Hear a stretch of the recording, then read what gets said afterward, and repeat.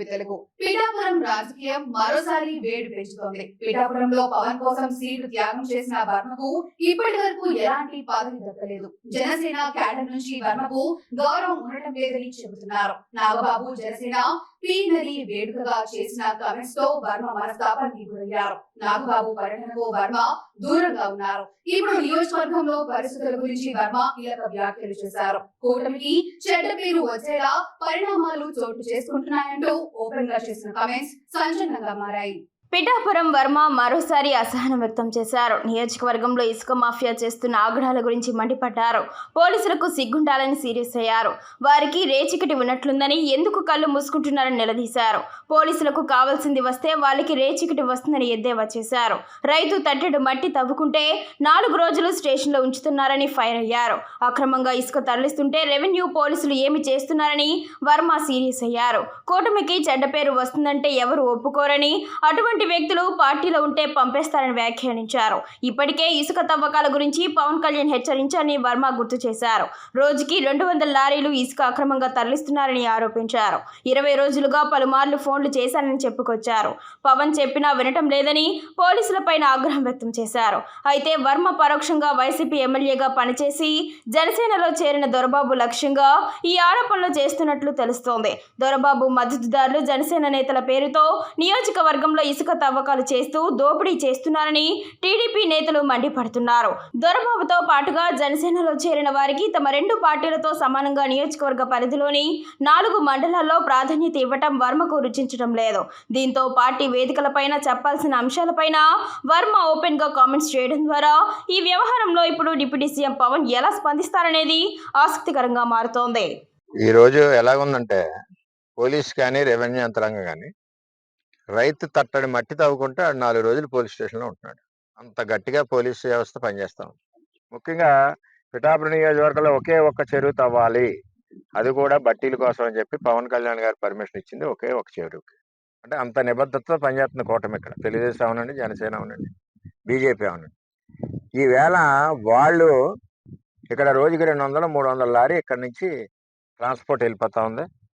పోలీస్కి నేను గత 20 రోజుల నుంచి 2-3 సార్లు ఇంటిమేషన్ చేశాను. ఎందుకంటే స్థానిక గ్రామ ప్రజలందరూ కూడా రాత్రులు లారీల పిల్లలదే ఇబ్బంది పడే పరిస్థితి వస్తుందండి, లారీలు 150-200 లారీలు పైన పోతుంది అని చెప్తే, అంటే మన పోలీసుకి ఎలా ఉందంటే కొంచెం రాత్రుల్లో రేజీ ఒకటి కనపడదు. ఆ గ్లాసెస్ అయ్యి మరి కల్పించాలి. ఇంకేదంటే కనపడలేదంటే వాళ్ళకి కావాల్సింది వస్తున్నట్టు లెక్క పోలీస్ వ్యవస్థ. పవన్ కళ్యాణ్ గారు కూడా చెప్పారు వ్యవస్థ మారాలి, పోలీస్ వ్యవస్థ అని ఆయన కూడా చెప్పారు. చెప్పే కూడా వీళ్ళకి అసలు భయం భక్తిగా 2 కూడా లేవు. ఏదేమైనా అక్రమ ఇసుక మాఫియాని అరికట్టవలసిన బాధ్యత ఉంది. జాయింట్ కలెక్టర్ గారికి నైట్ ఫోన్ చేసి చెప్పాను నేను. మల్లివారి తోట ఇక్కడ మల్లివారి తోట మళ్ళీ రవణకపేటలో కొత్తది నిన్న శంకుస్థాపన చేశారు. సాయంత్రం నిన్న అన్ని గీరిసీసాలతోటి రాత్రి బాగా శంకుస్థాపన అయింది. అక్కడ ఇంకొక స్పాట్ పెట్టి ఇంకో ర్యాంప్ పెట్టారు అన్నమాట. ఈ ఇసుకని తీసుకెళ్లి ఒరిజినల్ ఇసుకలో కలిపేసి ఒరిజినల్ ఇసుక రేటుకి దీన్ని బిల్డింగ్ని పెడతారు. అందుకనే కాకినాడలో 2-3 అపార్ట్మెంట్లు కూడా పడిపోయాయి. ఈ విధమైన ఈ మాఫియాని అరికట్టవలసిన బాధ్యత పోలీస్ యంత్రాంగం ఉంది. చట్టం ఉంది, రాత్రులు తవ్వకూడదని ఒక చట్టం ఉంది. రెవెన్యూ యంత్రాంగాన్ని ఇద్దరిది కూడా. నిన్న రెవెన్యూ యంత్రాంగం స్పందించారు. ఎవరు అక్కర్లేదు, పోలీస్ స్టేషన్ నుంచే మేము వచ్చేస్తున్నాను రా బాబు సర్దుకోండి అంటే సర్దుకున్నాం. నిన్న 20 లారీలు ఉన్నాయి. ఒక స్టేషన్కి ఇలా కౌరు చెప్పారు రెవెన్యూ వాళ్ళు. సెకండ్లో లారీలు ఇక్కడి నుంచి పోయినాయి, జేసీపీ మిగిలింది ఇక్కడ. అంటే ఈ విధంగా వ్యవస్థ ఉంది. ఎందుకు చేయలేకపోతున్నారు?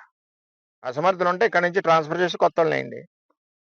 చెప్పినా కూడా దొంగతనం జరుగుతుందని చెప్పినా కూడా వినకపోతే ఎలాగా? ఎట్టి పరిస్థితుల్లో ఇది ప్రభుత్వం మాది ఉంది కాబట్టి ప్రభుత్వానికి, కూటమి ప్రభుత్వానికి చెడ్డ పేరు రాకూడదు. ఎందుకంటే ఒరిజినల్ ఇసుక గోదావరి ఇసుక అమ్ముతూ ఉంది, ఉచిత ఇసుక. ఇప్పుడు ఆ ఇసుకలు వీళ్ళు మిక్స్ చేసి ప్రభుత్వానికి చెడ్డ పేరు వచ్చే విధంగా పనిచేస్తున్నారు. వైసీపీ నుంచి వచ్చి ఏ ముసుగేసుకున్నా ఆడు వైసీపీ పార్టీకి అడ్వాంటేజ్ జరిగే పనులు చేస్తాడు. ఆ పార్టీకి మంచి పేరు వచ్చే పని ఇది. కూటమి ప్రభుత్వానికి చెడ్డ పేరు వచ్చే పని ఈ అక్రమ తవ్వకం.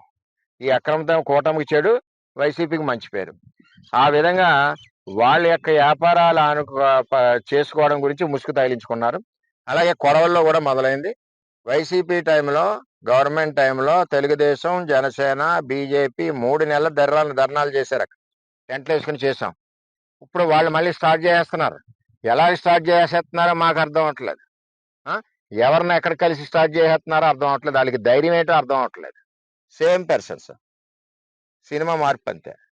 ఎందుకంటే అప్పుడున్న జనమే ఇప్పుడు మళ్ళీ ముసుగేసుకుని మళ్ళీ ఈ కార్యక్రమాలన్నీ మొదలు పెడుతున్నారు కాబట్టి ఎట్టి పరిస్థితుల్లో అరికట్టాలి. అరికట్టిన పరిస్థితిలో వాళ్ళ డిపార్ట్మెంట్కి నేను హెచ్చరిస్తా ఉన్నా. ఇందులో తెలుగుదేశం పార్టీ పేరు కానీ మా పేరు కానీ చాలా మంది బయట మాట్లాడుతున్నారు. ఎక్కడ చెప్పినా సరే తీసుకెళ్లి బొక్కలేసి తోలు తీసేయండి. ఇటువంటి అక్రమ కార్యక్రమాల్లో తెలుగుదేశం పార్టీ ఎక్కడా ఉండదు. ఈ కూటమికి వచ్చి చెడ్డ పేరు వచ్చి పనుల్ని మీరు కంటిన్యూ చేస్తున్నారంటే పోలీస్ వ్యవస్థ ఒకసారి దృష్టి పెట్టుకోండి. ఇంకా మీరు ఇలా చేయని పరిస్థితిలో స్టేషన్ దగ్గరికి వచ్చి నిలదీసే పరిస్థితి వస్తుంది. అది కూడా తొందరలో చెప్తున్నాం. ఇది కూడా పైన అధికారుల దృష్టిలో పెడతాం.